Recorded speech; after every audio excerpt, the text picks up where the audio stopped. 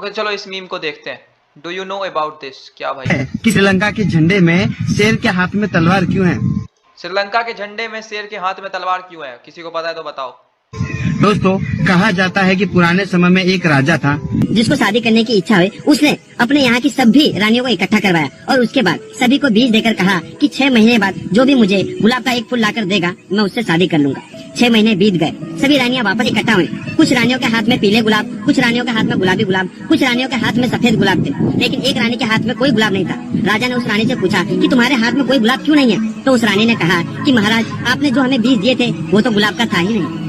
राजा को ये बात सुनकर बहुत आश्चर्य हुआ और राजा ने उसे पसंद किया और उससे शादी कर ली। तो दोस्तों, जहाँ तक बात श्रीलंका के झंडे की हो रही थी तो वो मुझे नहीं पता कि उसमें शेर तलवार लेके क्यों खड़ा।